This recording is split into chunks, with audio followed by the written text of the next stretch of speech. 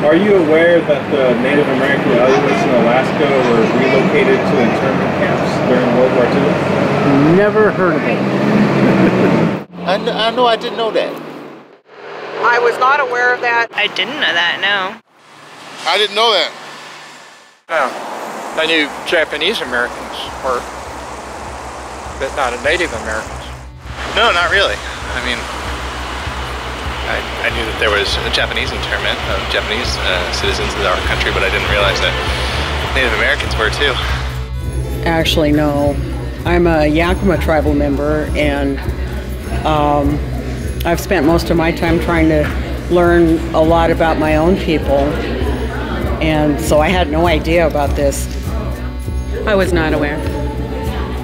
Yes, I am. I am not aware of that. I was definitely aware of what Alice 2 mentioned in Clear Sky a few months ago, but honestly, I would never have known any other way. The Aleutians, a 1,300-mile chain of islands where the Aleut people survived the cold, harsh climates for centuries. In great numbers, they thrived with a deep understanding of community, respecting nature and taking from it only what was needed for survival.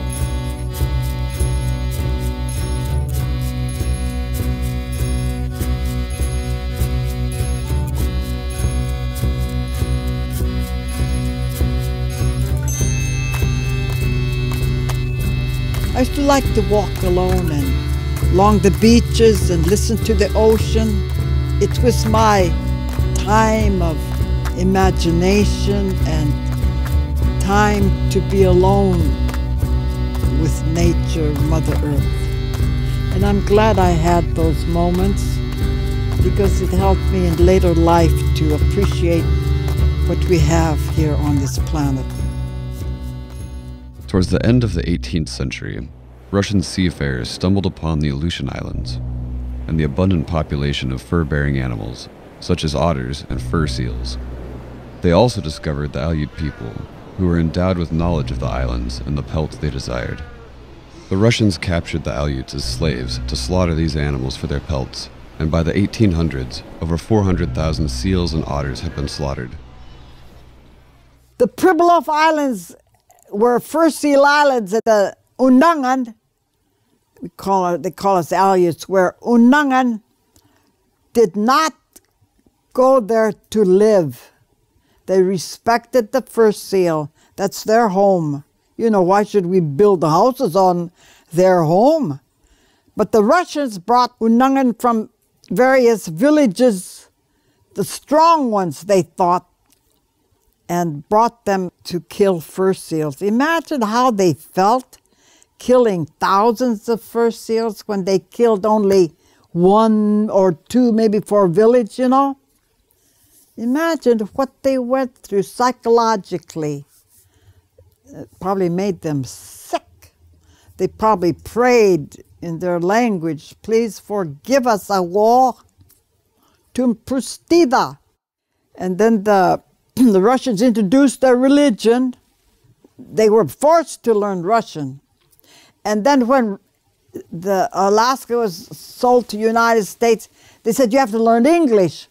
They said, no way. We already were forced to learn another foreign language. We don't need to learn another foreign language. They were told, you better learn or you won't have a job.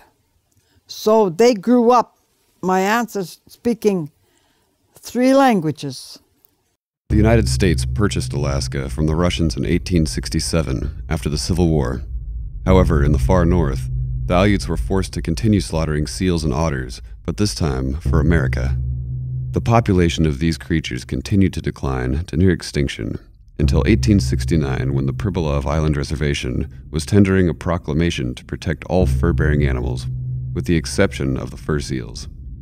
Hunting of the seals was allowed to continue as long as the local natives were provided payment, food, and shelter, and with the contingency that they would continue assimilation through Western education from the United States. The island was run by the government, U.S. government, because of the seal furs. The men were divided into 5 classes, which the Russians introduced. First-class man got, depending on how many fur seals were killed, got $400 or $500 a year. Imagine living on that a year. Teenagers were, they had to be 16 maybe, to help with the killing of fur seals, and they got $50 a year. We were owned by the government. We ate their food, their canned food, and their flour and their margarine.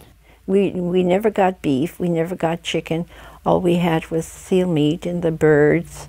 And those were the sad times because the government just gave us so much, and that was it. In late spring of 1942, Japanese Americans were being forcibly relocated to internment camps across the United States as a result of the attack on Pearl Harbor. The Japanese invaded the island of Attu on the far western chain of the Aleutian Islands. They captured 40 Aleuts and 2 non-natives who lived on the island. Foster Jones, communications technician, and his wife, Etta Jones, a teacher at the native school. They were held in an underground dwelling where they were beaten and interrogated. Only Etta survived. The 40 Aleuts were taken to Japan, only half of whom returned. In 1942, on the 3rd and 4th of June, Japan bombed Dutch Harbor.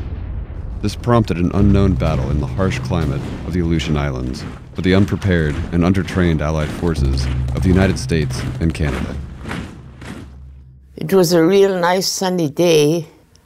About 9 in the morning, we saw a lot of planes over there in Dutch Harbor, but they were circling, and I heard those old people.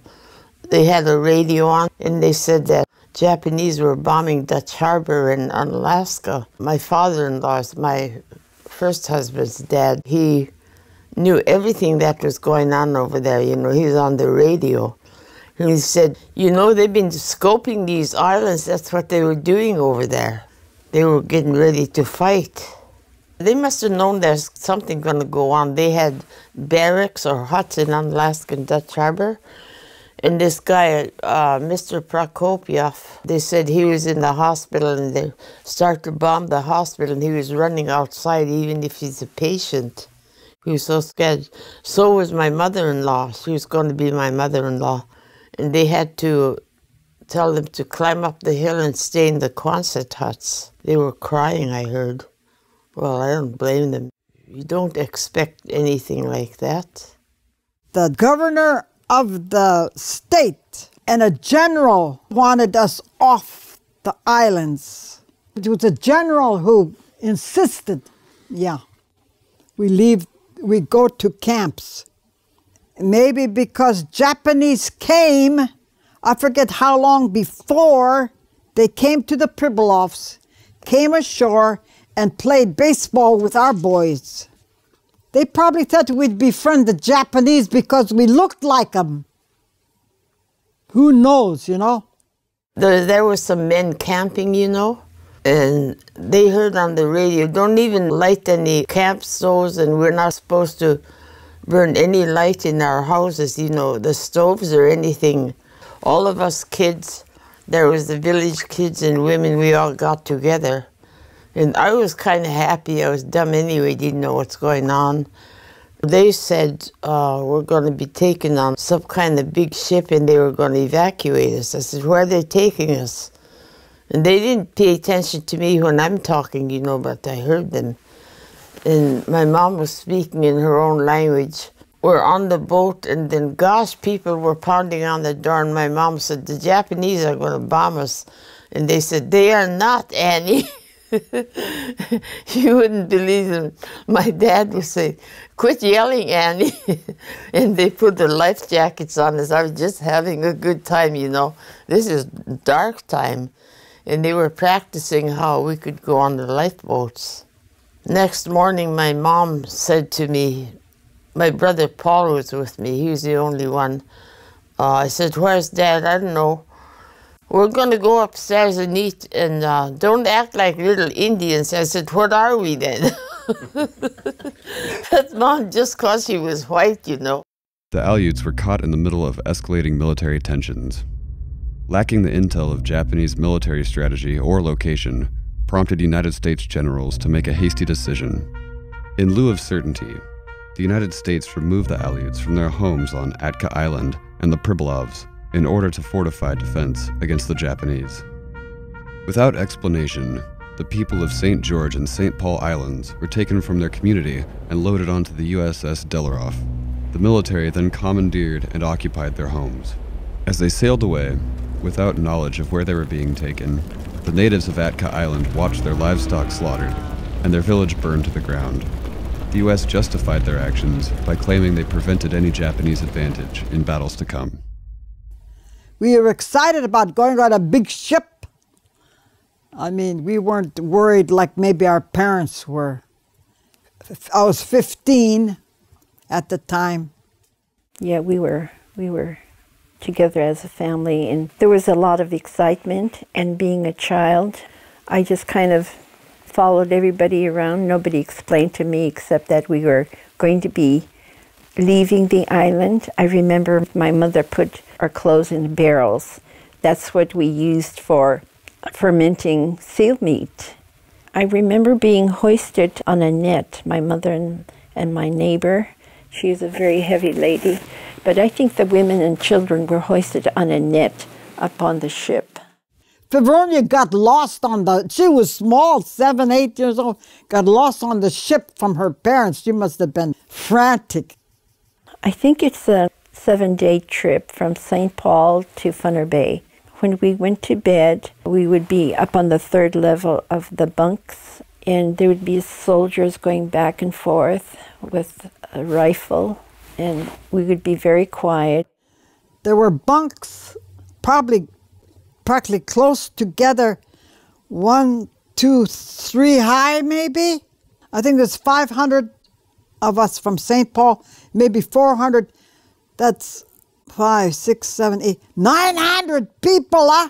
That's St. Paul and St. George put together, packed in like sardines. I was supposed to go to New York off the ship instead of the camp. Dr. Samuel Berenberg and his wife Frederica Martin wanted to adopt me. One day he came home to his wife, said, "I found the student we should adopt, Mia." I remember he was at the school checking us out, and I was making some smart aleck remarks to him. "Another one of you guys, maybe, you know. We got enough of you guys around, maybe." That's the way I was. And the doctor's wife said, "Tell your dad to sign these papers." So I looked for Dad. I found him and I said, "Dad, they want you to sign these papers." "I'm sick, don't bother me." So I went back and she said, "Well, he doesn't want to sign, then you can go back." I was so happy. I said, "I'm back, Mom," you know. And you know what they were saying on the boat? The people from Seattle, I guess, I didn't know them, Fred Apica and these Norwegian guys, they came from Europe and stuff, and my sister-in-laws married them. And they said that we're going to be living in Port Angeles, I guess. That wasn't that. We're going to Wrangell. There were 5 camps. Akatan, one area by Ketchikan, I think. Pribilof's, Funter Bay, which was on Wrangell Island, I believe. And the St. Paul were on this side of Bay, and the St. George on the other side. And when we got to Funner Bay, we got separated then. My brothers were older, my sisters were older, so they got sent to school or they went out to find jobs.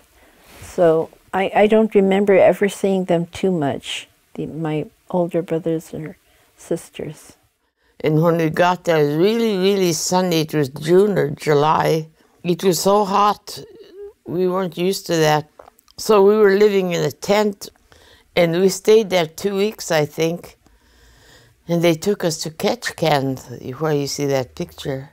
And boy, I was so happy to see pretty lights and all along the waterfront. And there's docks there, just beautiful. The same with Wrangell.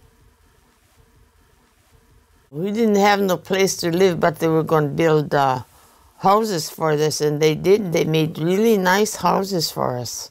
All the brand new wood. We had steps and porches, except ours was by the river. You could call it culture shock, huh? We didn't have trees on the island. Some of them said, we can't breathe with all these trees, you know. But our little house wasn't surrounded of so many. We don't have trees in the Aleutians. And one day, I think we woke up somewhere in the port in southeast, and I could see a tree out of the porthole, and I didn't know what it was. So I asked my aunt. She said, it's just a big piece of grass. I think that's what they are. But I always tell people, I stayed in a place where daylight was 200 feet straight up. And in the Aleutians, it's for miles. For miles, you can see for miles. And I think that's the thing I miss most about the Aleutians was the space, what I could see. My sister said Dad found a little house and gave it to an elder who had more people, I think. But he found another small building where 2 rooms. And I don't know how we all stayed there. I don't think we all stayed there because there were 2 bunks in one room and a cot in the other. Can't be all of us there. My brother and Grandma's adopted son probably stayed at the bunkhouse, which was bare, no heating or nothing. So they put in oil tanks for heat, made a stove out of an oil tank, cut the door, you know, like that, and put wood in there. I don't know if they had coal. We had a large family and we got separated. Some of my family was put out in the hallway. I think they put blankets up for separation of rooms, or they were put into another room. I just remember myself, my 2 sisters, my mother and father, put into a room smaller than this. And there was no toilet, so there was a bucket in the bedroom, which was one room. Many people became ill. There was no way for us to take a bath. I don't remember taking a shower. Sponge baths, probably. And that little cabin, not much privacy unless everybody left, or I like to be alone being a teenager, you know. It was a little more temperate, I think a little wetter in southeast Alaska. And I remember the cold. We had cold nights. You know, my dad and I lived in a 2-room shack. It was a shack. It was a CCC camp shack, 2 rooms. And I had a wooden bunk with a mattress on it and a pillow. And I remember many nights I was cold. And my brother at that time was in Wrangell Institute, one of the lucky ones. I got to stay there in a government school. And he was warm. And when he saw me, he always said, "Brother, you look cold." And I think I just carried that with me. We were there before high school started. A principal came and asked if he wanted to go to school. Of course, I jumped up and, you know, probably the first one jumping up. I want to go, you know. Like they kept us back on the island 2 grades, I said. So I was 2 grades behind in high school. That didn't bother me. I was just glad to learn. If I did learn something, I hope. They had to make a new schoolhouse for us. It was fairly new, and it was probably as big as this room here. In the school, we couldn't speak the Aleut language, but we did anyway.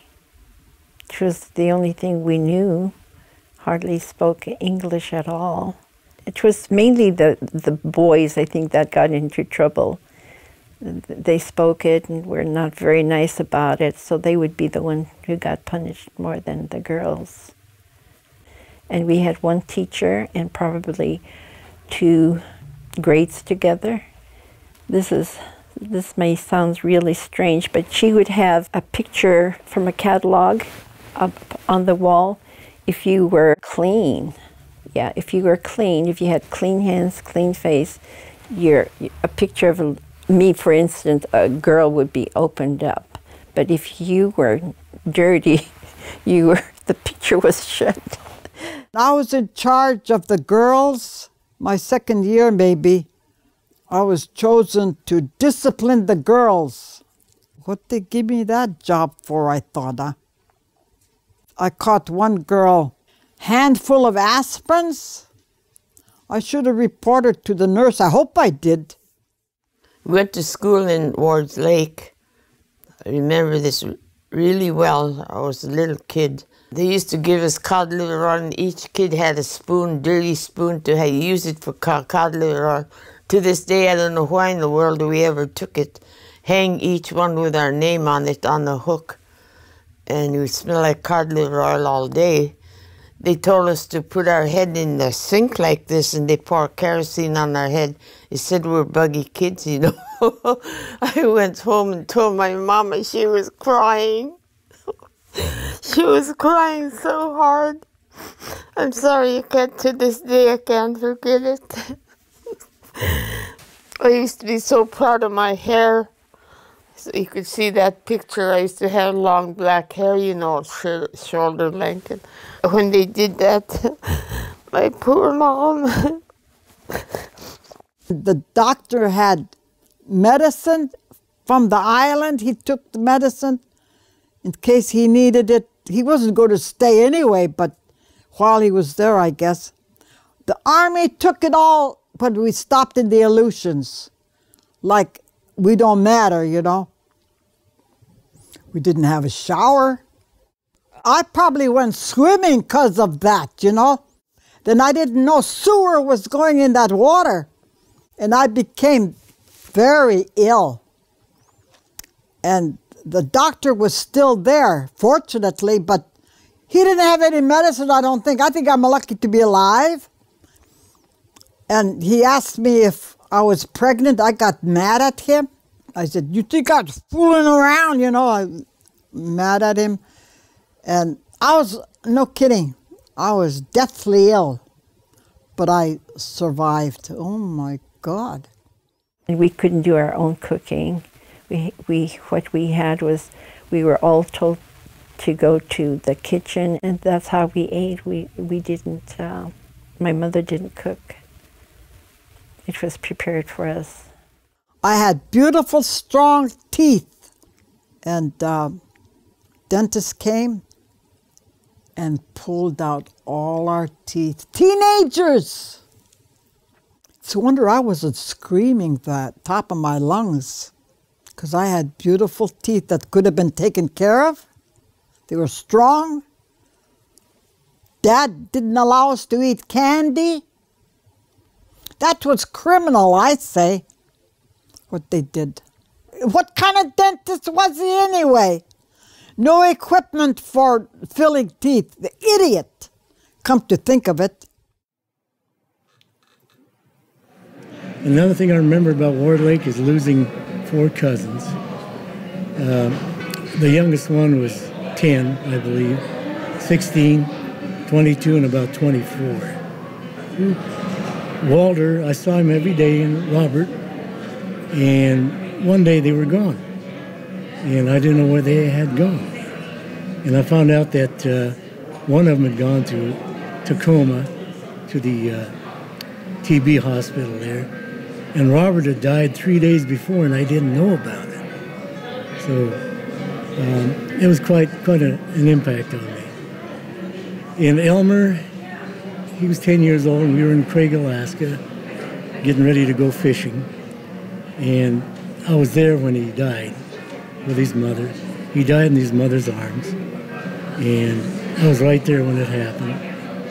And what I remember about Elmer is that he was very quiet. He didn't cry. He was just very quiet when he died. And those things are the things I remember the most about Ward Lake. I remember on St. Paul, we could go visit and say goodbye to the people that died, to their homes. But at the camp, I don't remember that too much about that. We had to go back to the island. I think there were seals. Sealing began, and Probably that was the reason why we had to go back. There was no jobs for the men. People were becoming ill at Funner Bay, and housing was really bad. So I think there are probably those reasons why. Well, my house was totally destroyed. The wallpaper was hanging off the walls. We used wallpaper. We didn't have sheetrock or plaster or anything like that. We used wallpaper. And I walked into the house, the door was open, and the first thing I noticed was the wallpaper hanging off of the walls. It looked awful. The Army men had lived in the homes. Some of them had taken our furniture to another house, or some of them were thrown down the cliff. I heard that our couch was a couple houses down, that kind of thing. And then the day, or a couple days after we landed in Nikolsky, I went to an outhouse that was close to the school. It belonged to the school. And I picked up a sharp rock, and I inscribed on the wall, April 5, 1945. And it was there for a long time, evidently, until they tore the building down. I don't know why I did it, but I just picked up a rock and I inscribed April 5, 1945. And then I remember our sink, there were tall soldiers there, so our sink was way high, put up by blocks underneath. They probably didn't stay more than 6 months after we returned. I think the worst time was when Christmas came, and we have a tradition of going around the village with a star and singing Christmas hymns. And we had a gas lantern, and we sang Christmas hymns. It was terrible.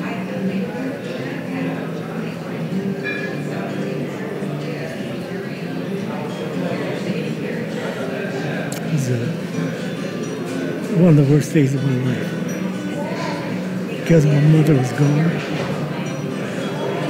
and our home was destroyed. And my dad wasn't there yet. He stayed in Southeastern to go fishing, and he wasn't there. I just walked in and see him there.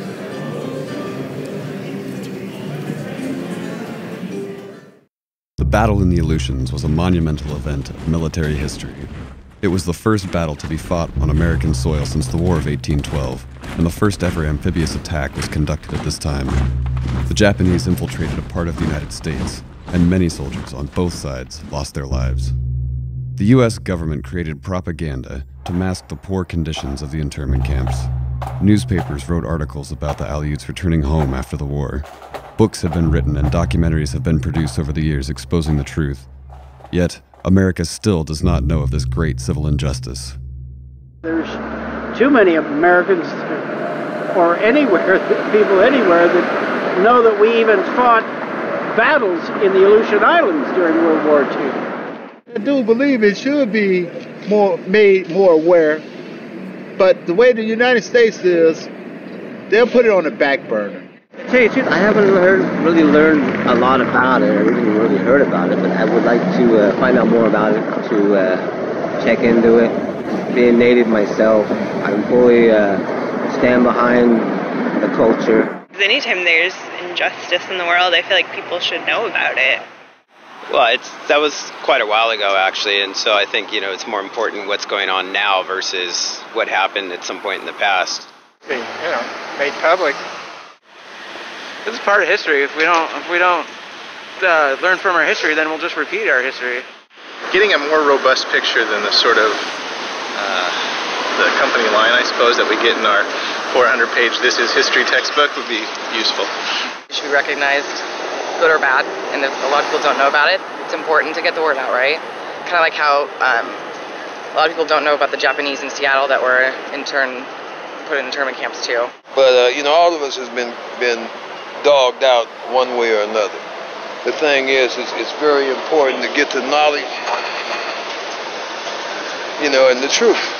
We're not taught this in high school. We're not even taught this in college necessarily. And, you know, it's a sad thing that we're being denied our own history. I can't imagine why they were relocated. It doesn't make any sense. Were they given their land back? And what are they doing today? Well, people start to travel. That's all I know. And the young men start to join the army, or they felt there's, I think, a little bit more freedom. I left when I was just in the 11th grade, and I was like 15. Well, everyday thing, I got married right away. I didn't get to go to high school. Eventually, I was glad to go to New York. I was curious, you know, about the big city.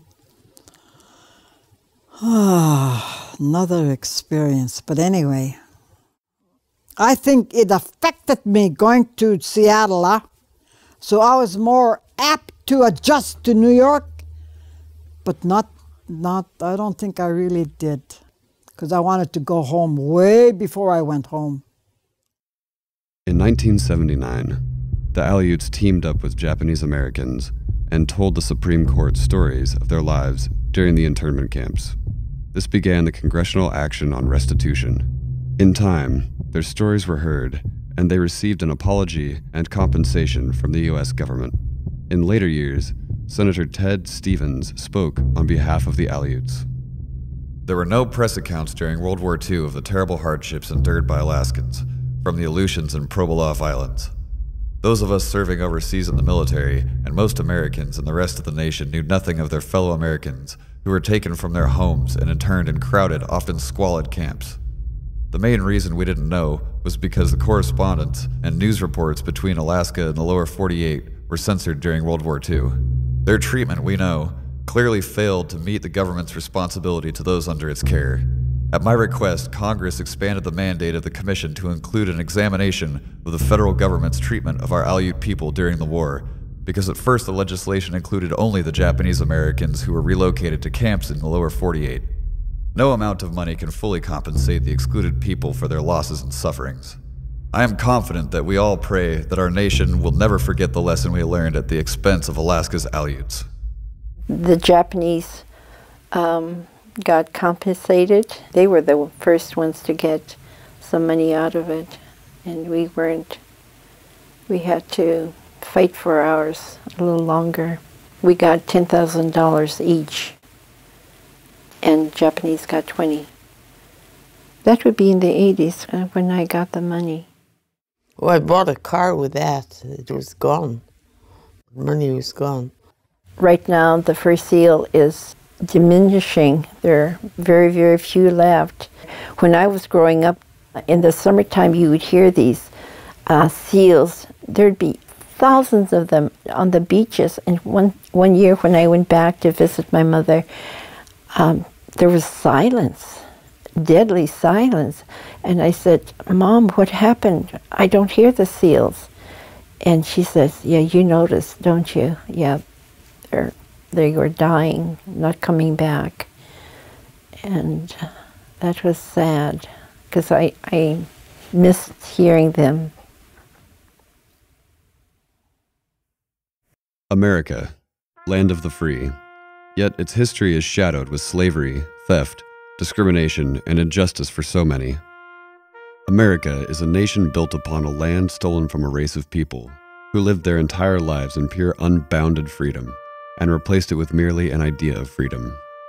However, it has been selectively decided to whom this freedom belongs to. So many have been born with this idea of freedom without thought or understanding of what it truly is. But can anyone really understand and appreciate freedom more than those who have continually struggled and sacrificed to fight for it? What is freedom to you? What does freedom mean to me? Oh man, where do I begin? I don't know that I can really define it with words. What we have in the United States, or should have in the United States, as far as our constitutional rights and all the things that go with it. for everybody.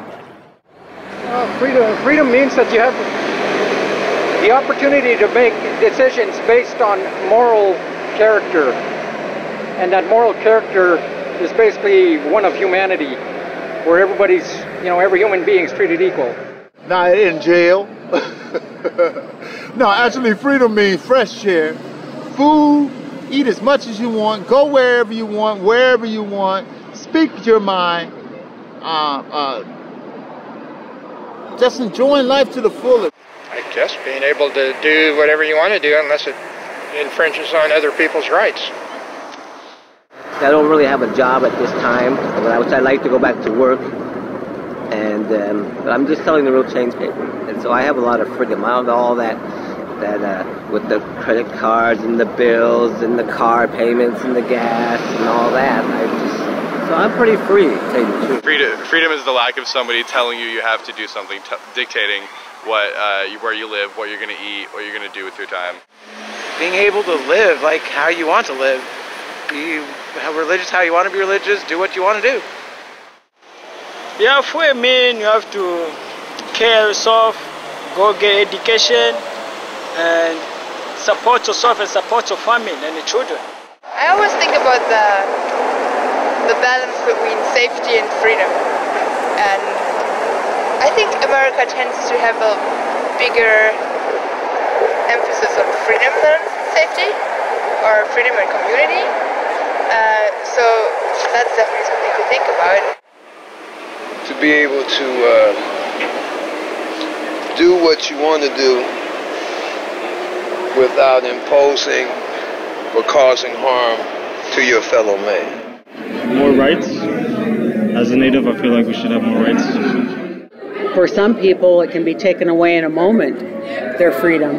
I would say our biggest freedom is to rediscover who you are, share that with your kids.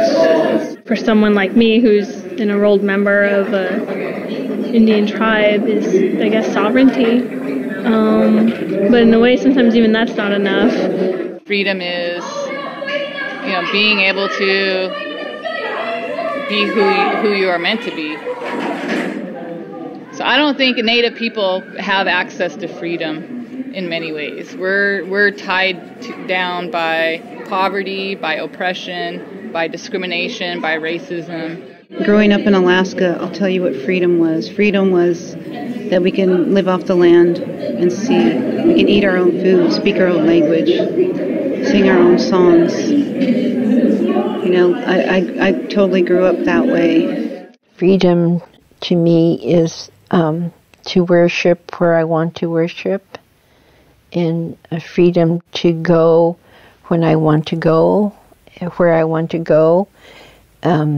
That wasn't freedom to speak my own language. Freedom is doing what I want to do, when I want to do it, in the way I want to do it. And being able to do it, the most important thing, is being able to do it. Why couldn't the government take care of us after they dumped us there? What kind of world is this? They just treated us like we were, and we were beneath them, huh? Yeah, idiots. If you're put down, long enough, you feel kind of like this. But I don't think I really felt like that. I felt like they're wrong, It's not me or Dad who's wrong, they're wrong. So I think I survived, and maybe some others did that way, because I wasn't going to let anyone put me down. Well, I feel that war hurts everybody, even the Japanese at that time. I had an experience in my church one morning where a young woman got up. Her name was Carrie Aramoto, a Japanese woman, and she spoke about the internment of the Japanese in California. And I was sitting there and I could feel the blood coming up through my body, the heat.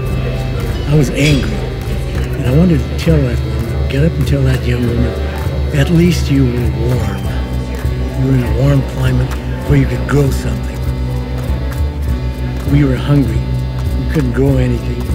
We didn't have any tools to grow anything or to even harvest some of the wild game that was there. And at that time, I think I was very close to getting up and telling her that. And then I thought about it and thought, well, she lost people too. I decided I'd better not do that. Oh, God have mercy. Why is the world the way it is? When are people going to wake up, start thinking the way human beings should